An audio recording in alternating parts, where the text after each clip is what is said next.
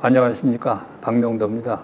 이번 시간에는 말씀드린 대로 저번 시간에 미처 설명 못 드린 상징 무늬 중에서 우리나라에 많이 쓰면서도 그 의미가 확실히 전해지지 않은 것으로 생각되는 박쥐 무늬에 대해서 설명을 드리겠습니다. 중국의 상징 도안 중에서도 좀 난감한 것이 있는데 그건 박쥐 무늬입니다. 박쥐는 우리 결핵에 길상 무늬가 될 사유가 없습니다. 어스름할 때부터 날아다니기 시작하는 박쥐에 대한 일반적인 감정은 되게 무섭고 부정적인 것입니다. 그런데 중국에서는 박쥐가 한자로 복자의 복복자와 같은 복자입니다. 벌레 충자의 충변의 복자변으로 해서 복자인데 그게 발음이 같아서 중국에서는 박쥐는 복의 상징으로 쓰입니다. 자수상자에도 보면 앞에 동그란 무늬 속에 것은 길상무늬, 상스럽다는 뜻의 무늬고요. 그 다음에 상하 좌우로 박쥐가 그것을 옹호하고 있습니다. 받들고 있다고 해서 사복, 봉, 길 뭐 이런 식으로 표현할 수 있습니다. 이런 표현이 우리나라에 계속 내려왔다는 것. 이 상자는 고종시대의 어느 영의정 댁에서 나온 건데요. 제가 직접 수집하기도 했습니다. 온양민속박물관에 지금 전시되고 있는 것입니다. 그리고 옆에는 아까 보시다시피 연속 과거에 합격한다는 무늬가 양쪽으로 대칭되어 있는데요. 이거는 또 연밥에 씨가 많은 거로 해서 아들이 많다는 의미도 또 됩니다. 복합적인 무늬가 사방에 수놓아진 상자입니다. 박쥐 무늬는 없는 데가 없다고 할 정도로 많이 되어 있는데요. 이거는 베개 마구리 있는 박쥐 무늬입니다. 귓불희자, 쌍이라고 그러죠. 그걸 둘러싼 박쥐, 그 주위에 또 연꽃, 그런 무늬가 아까와 상징하는 바가 똑같습니다. 1990년 즈음에 제가 장인들을 만나서 이 박쥐의 의미에 대해서 여쭤봤는데 그분들도 다 모르시고 박쥐는 밤에 댕기니까 눈에 좋은 거 아니냐, 그래서 눈을 보호하는 짐승이다 말도 있었고, 또 밤에 날아다니면서 잡귀가 들어오는 걸 막아주는 그런 역할을 하는 게 아니냐. 그런데 이 박쥐 무늬가 조각이 새겨진 안경을 보니까 박쥐는 눈을 좋게 한다, 눈을 보호한 데는 믿음도 있었던 것 같습니다. 그러니까 중국에서와 달리 박쥐는 밤을 보호해주고 또 안경, 우리의 시력을 보호해주는 그런 상징으로 쓰였습니다. 밤을 보호해주는 의미로는 우리 잘 때 우풍 막기 위해서 치는 방장이라고 있는데요. 이 방장도 가운데 길상무늬가 있고 양쪽에서 박쥐가 그거를 둘러싸고 있는 무늬로 되어 있습니다. 그러니까 밤에 치는 방장에 박쥐 무늬가 있다. 그러면 밤에 우리를 보호해주는 역할이다. 중국인들은 아마 그런 생각은 하지 않을 것 같은데 우리나라에 들어와서 변형된 의미로 쓰이는 경우입니다. 그리고 박쥐는 특히 그 서랍 고리에 많이 쓰여 있는데요. 장롱에도 위에 여러 개 달린 서랍에 고리가 박쥐 모양으로 되어 있고, 이건 담배합인데 담배합도 박쥐 모양으로 되어 있습니다. 그러니까 서랍 고리로서는 쓰기에 딱 좋은 모양이긴 합니다. 그래서 그 박쥐 무늬는 우리나라에 들어와서 원래 뜻으로 쓰이기도 하고 그것을 잊힌 다음에도 많이 쓰인 무늬라고 하겠습니다. 장식적인 면에서 쓰이기 좋은 무늬로 박쥐 무늬가 많이 쓰인 일례입니다. 박쥐에 대한 설명은 간략하게 이것으로 마치겠습니다. 이어서 우리 전통사회에서 상징의 표출과 억제가 어떻게 법률적으로 행해왔는지, 조선시대의 제일 마지막 법전인 대전회통을 살펴보면서 설명드리겠습니다. 지금 보이는 대전회통의 표지 사진이 있고 오른쪽에 대죽신랑이라고 일본 중추원 서기관장이 이름이 있는데요. 이 대전회통은 제가 완전을 본 게 아니고 조선총독부가 한국을 식민지로서 더 잘 지배하기 위해서 그 법률 체계에 대한 그 열과 역주를 넣어서 일본 사람들이 보기 쉽게 다시 인행한 책입니다. 그 대전회통은 조선시대 처음부터 이제 출발하면서 나온 법전들, 경국대전, 속대전, 대전통편과 다 합쳐서 그 다음에 또 이루어진 변화를 모두 한 권에 집약한 법률 대전입니다. 대원군 시절에 이루어졌습니다. 이 대전회통의 곳곳에 계층별로 상징적 표출에 대한 법률적 규정들이 들어있습니다. 예조의 법률인 예전의 의장조에는 각급 관원이 입고 들고 다니는 여러 가지 복식 형태와 재료, 색깔까지 세세하게 정해놓고 이에 맞추도록 해왔습니다. 의장조의 시작인데요. 관, 대, 양말, 신발, 허리띠까지 머리끝에서 발끝까지 일일이 직위에 따라서 어떻게 차려 입고 쓰고 해야 되는지를 상세하게 규정하고 있습니다. 그리고 이런 상세한 규정이 지나고는 하층민, 서민들이 이런 상징 표현을 남용해서 상부 계층의 것을 갖다 쓴다든지 하는 데 대한 법치를 어떻게 하느냐. 대개 이제 곤장을 60대 때리거나 80대 때리거나 또는 3,000리를 유배를 보내거나 하는 형벌들이 다 정해지고 있습니다. 일례를 들어서 사모라는 것은 이 그림에 보다시피 양반, 당상관과 당하관들이 다 쓰는 공식 모자입니다. 그런데 이 모자에 이걸 뿔이라고 하는데 이 부분들 거기에 아롱지는 무늬가 들어있는데 이 아롱지는 무늬는 이 천에다가 넣은 게 아니고 홑겹으로 하면 그냥 모기장 망사처럼 보이는데요. 두 겹으로 이렇게 겹치면 이런 아롱 무늬가 나옵니다. 그런데 이 아롱 무늬를 내는 것도 당상관만 가능하고 당하관은 홑겹으로 모기장 무늬 같은 그런 무늬만 나타나도록 되어 있습니다. 이분은 이제 공신으로서 대원군이 돼서 기린 흉배를 차고 있고 이건 학정대라 그래서 띠는 학의 머리 꼭대기 색깔, 붉은 색깔이 들어간 것을 학정대라는데 종 2품 이상이 이제 허리에 찰 수 있는 옷입니다. 그리고 폐옥이라는 것이 있는데 이런 관복을 입고 양옆에 허리띠에 걸어서 차게 되어 있는 것으로 옥을 조각 내서 실에 늘어뜨려서 걸을 때 부딪히면서 소리가 나게 되어 있습니다. 그런데 당상관은 청옥, 강옥, 그 소리가 낭낭한 옥을 쓰게 되어 있고 당하관은 소리가 약간 둔탁한 백옥을 쓰게 되어 있는데 보이지 않는 데서 소리로서도 그 구분을 하는 엄밀함을 보여주고 있습니다. 그리고 직위에 따른 품계에 따른 차이가 가장 많이 나는 게 타는 것들입니다. 말을 타거나 가마를 타거나 하는 것들에 대한 차이인데 평생도 병풍에 보면은 과거에 급제해서 첫 직장에 나갈 때는 백마를 타고 다닐 수 있습니다.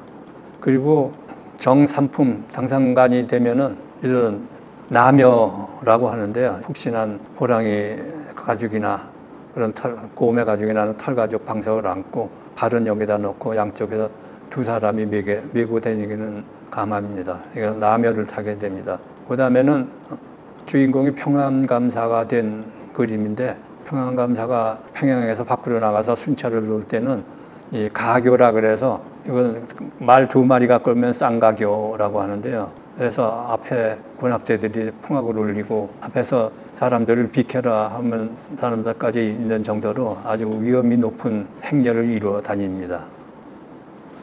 그 다음에 평안감사는 평양 지역에 워낙 그 중국과 무역이 크고 부유해서 관리가 되면 한번 들려야 될 것으로 생각하고 있습니다.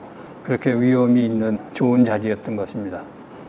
그리고 다음으로 이제 출세를 하면은 병조판서가 되는데 병조판서는 전쟁이 났을 때나 변란이 일어났을 때 빨리 달려가서 회의를 하거나 현장에 가거나 그래야 되기 때문에 특별히 바퀴가 달린 굉장히 높은 초혼이라는 탈 것을 탑니다. 물론 취향에 따라서 좋은 가마를 타고 다닐 수도 있습니다. 근데 병접한서가 되면은 초혼을 타는 것이 위험이 있는 것으로 평가되는 바입니다. 대전회통에는 규정은 종 2품 이상은 초원을 탈 수 있다고 되어 있는데, 이 초원이라는 탈 것은 병접한서에 탈 것이라는 생각하다시피 되어 있습니다. 육조 중에 가장 강력한 힘을 가진 병접한서를 거치는 게 옛날 양반 관리들의 거치고 싶은 일생 중에 한 장면이었습니다.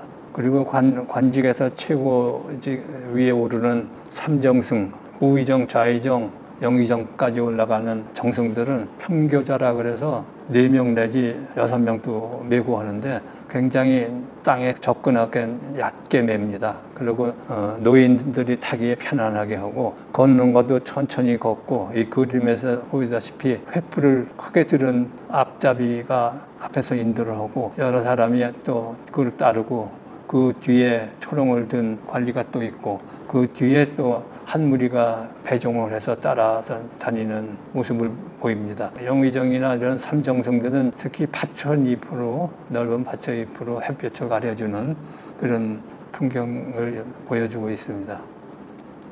가마라는 것은 서민이 탈 수 없고 양반 집에서나 탈 수 있고, 혼례 때는 이제 특별히 신부가 가마를 탈 수는 있는데, 가마 중에서 이 바탕 밑에만 있는 거는 서민도 탈 수 있었습니다. 근데 위에 벽이 있고 지붕이 있는 그걸 옥이라는 지복자를 써서 옥을 얹은, 집을 얹은 가마는 양반들의 전유물이었습니다.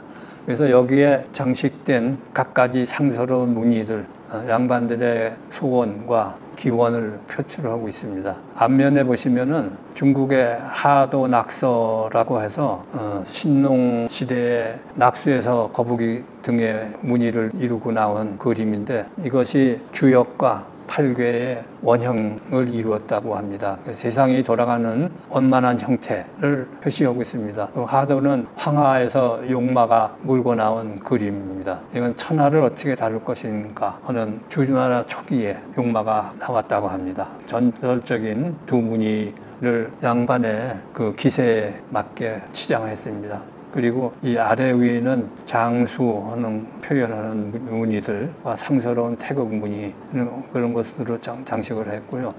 그다음에 뒤편을 보면은 부귀화인 모란 것을 큼지막하게 좋은 솜씨로 새겨 넣었고요. 그다음에 옆에는 역시 장수 무늬들은 천도복숭아나 토나무나, 그다음에 저기 새들도 있고, 하여튼 온갖 무늬가 다 새겨져 있습니다. 이쪽에는 용이 2마리 있고, 그리고 제가 옛날에 70년대에 한번 본 적이 있는데, 아주 잘 만든 결혼 예식 가마가 있었는데, 그 가마에는 온통 이런 상서로운 무늬만이 아니고 곳곳에 갖가지 짐승들이 교미하는 사실적인 그런 무늬가 가득 든 것도 본 적이 있었습니다. 다시는 그 비슷한 것을 보지 못했습니다만, 가마에 이런 상징적인 것을 많이 넣었고, 그리고 신부가 결혼식을 하고 이제 시가에 갈 때 이 가마 위에 호랑이 가죽을 얹어갖고 나쁜 잡귀가 침입하지 못하게 했다는 말씀은 전번에도 드렸습니다만, 호랑이 가죽이 없으면 호랑이 무늬 담요를 덮고 다니기도 했습니다. 이것은 보교라고 하는데 평민이 탈 수 있는 형식입니다. 아까 말씀드린 이 가마의 밑바탕 앉는 부분 빼고는 이 천으로 이렇게 막아서 나무로 된 집 형태가 아닌 간약한 형태로 했는데, 이런 것은 서민들도 탈 수 있었습니다. 그리고 이제 그 외에 기생들은 조금 더 고급을 탈 수 있었고, 그런 규제가 아주 엄격하면서도 또 조금 위세에 있는 사람, 관직이 높지 않더라도 그런 사람들은 자기 처지를 넘어서 좋은 것들을 타고 하려는데, 그게 조선지 말기로 들어오면서 법률 집행이 문란하게 되고 하면서 많이 깨져 나가는 것들을 그 당시에 사진으로도 볼 수 있고 유물이 전해지는 것으로도 볼 수 있습니다. 그러다시피 법률로 상징 행위를 규정하고 또 상징 행위를 하는 것을 금지하고 하는 것들이 법적이고, 그 전에 앞에서 보면 일반 사회 생활에서 삶의 규범으로서의 상징물이 있고, 그 2가지 종류의 상징이 서로 교차되면서 조선시대의 사회상을 이루었다고 볼 수 있습니다. 한편 그 형조의 형벌조항, 형전에는 지위를 벗어나 행위나 물자 사용 등을 벌하는 금제조항이 자세하게 규정되어 있습니다. 신분에 맞지 않는 가마를 타거나 옷이나 그릇 사치를 하면 곤장 80대, 서민의 제사상에 유밀과만 놓여도 곤장 60대에 처하도록 되어 있었습니다. 근데 이 곤장이라는 것은 그 매 때리는 곤장에도 차별이 있어서 아주 회초리 같은 거부터 치도곤이라고 넓고 무거워서 상처를 많이 주는 그런 것까지 있는데 여기에는 정확하게 어떻게 적용됐는지 저는 아직 찾아보질 못했습니다. 그리고 신분에 따라서 살림집의 높이도 규제합니다. 그리고 둥근 기둥도 못 쓰게 하고, 그런데 그 서민들이나 상인들 특히 돈은 많고 부유한데 집은 높이가 넉자? 땅에서 넉자면 120? 5자까지인가? 그렇게 지을 수 있었거든요. 5자나 하여튼 어쨌든 그 안에서 살 수가 없는 높이를 규정을 해놨는데 그걸 피하기 위해서 평지를 90cm, 석자나 넉자나 이렇게 파서 그 안에서 온전한 양반집 형태의 집을 짓고 살기도 하였습니다. 그것도 역시 엄하게 규제하려면 다 부셔버리고 처벌해야 될 것이지만 그게 한 10여 년 전만 해도 서울 시내에 어느 곳에 남아있었던 적도 있습니다. 왕조 통치 시대에는 백성들을 꼼꼼하게 묶어놓아서 감히 대들지 못하도록 단속을 해야 안심이 되었을 것입니다. 국가 상징 체계는 이렇게 효율적인 통치 수단으로서도 쓰여왔습니다. 지금까지 우리 문화에 대한 시각을 좀 넓혀보자는 생각에서 다른 체계적인 설명보다는 이곳저곳으로 다니면서 우리가 일반 문화에 접하지 않고 자세히 볼 수 없었던 이면이라 할까 그런 것을 보여드리려고 하였습니다. 지금 5편 동안 관심을 갖고 봐주셔서 고맙습니다. 그런데 문화는 모두 함께 참여하여 이해하고 만들어가는 것이며 일방적인 공급 수요 체계의 것은 아니라고 생각합니다. 그러나 그간 우리 전통 문화는 정치적 대우에 따라서 흔들려 왔습니다. 또 의류 등에서 보이는 현대적 유행 추세가 기업들의 영리 목적에 따라 매년 조정당하는 현대사회의 양상은 후세에 과연 어떠한 문화 현상으로 평가하게 될지 모르겠습니다. 아직도 우리는 문화다 바탕 없이 성취 우선주의의 길을 가고 있습니다. 그래서 우리가 누구인지 한 번쯤 되돌아보자 하는 것이었지만 그 생각이 모두 같아야 되는 것은 절대 아닙니다. 우리 전통 문화에 대해서 이쪽으로 생각할 수도 있고 저쪽으로도 생각할 수 있고 복합적으로 생각할 수도 있고 여러 가지 개개인의 생각이 살아있어야 진정한 우리 문화가 이루어질 것이라고 생각합니다. 지루한 강의 들어주셔서 감사합니다.